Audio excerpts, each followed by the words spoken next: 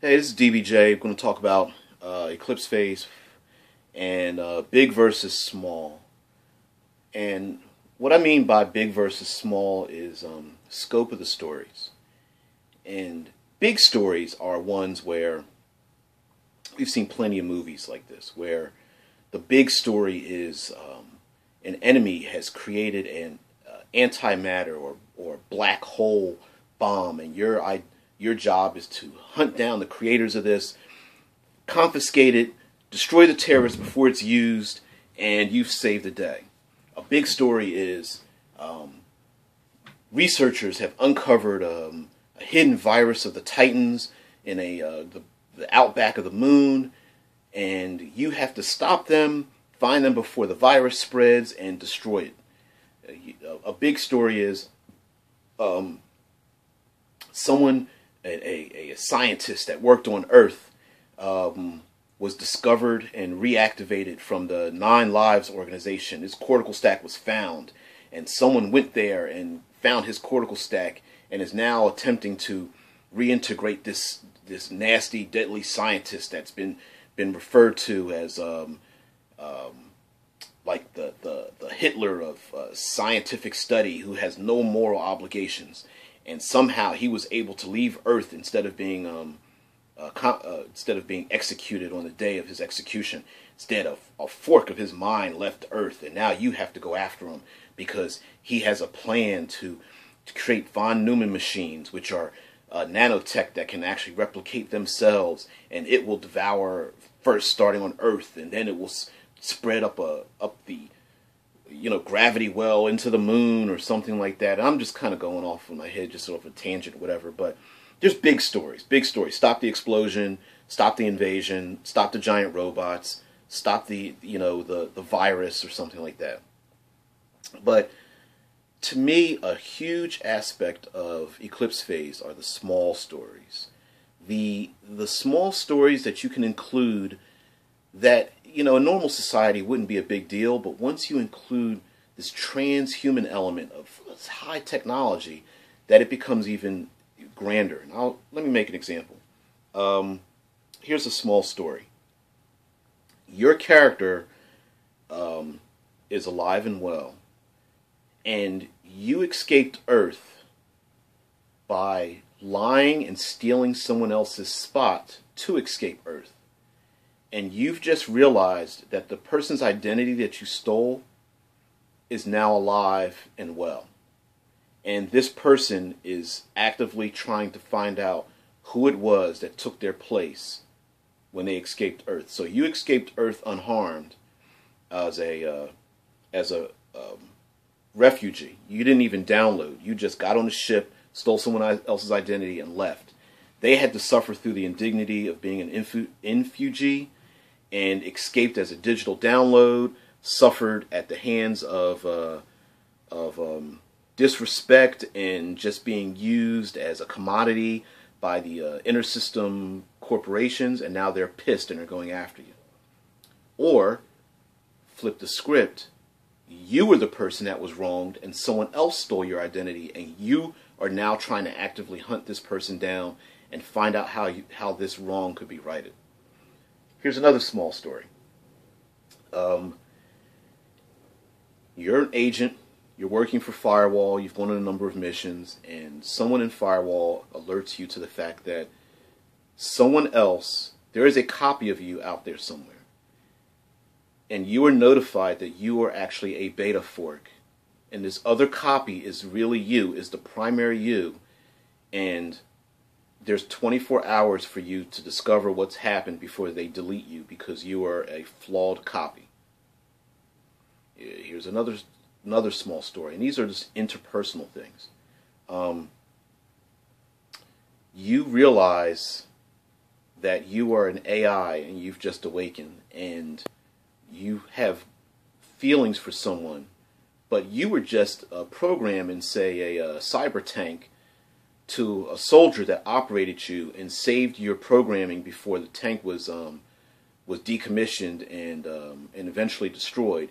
This guy kept you in his back pocket, took you home with him, and put you in a computer. And now, over time, by adding computer systems to you, upgrading your software.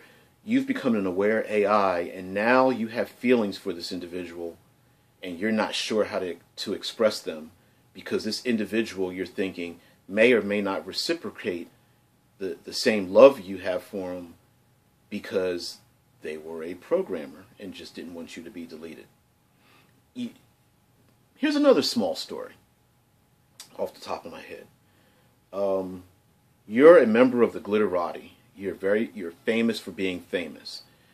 You do call all kinds of strange and dumb and historically perverse things in public, just like a reality star. But in reality, you are not one person. You're a biological body, but behind the scenes are actually 3 or 4 other individuals who have their cortical stack placed into this reality star's body and act as that reality star. And the other individuals' cortical stacks are then able to lead normal lives and basically take shifts inside of this one person's body. And the public thinks that this person is acting erratically, but in a sense, there's maybe a New World doctor. One character plays this person like a Kardashian, and they download into one of the Kardashians, and they're a doctor. And then another one is a sports player, and then another one is a soldier, and another one is a playwright or something, and another one is an actress. And they all have their own weak foibles in communicating with each other, and they all have to work as a group to maintain this image of this one reality star, but each of them is different. And all the reality stars are a group of, say 4 or 5 of them, but each one of those reality stars is actually made up of a collective of other personalities. Here's another small story. The player characters are all members of a research team, and they're sent out in space into a small habitat. And this habitat has each player has a cortical stack. And there are only so many biological bodies and mechanical bodies for research. And on any particular day, those players must, in order to perform different tasks, must switch their biological and or mechanical bodies and functions over.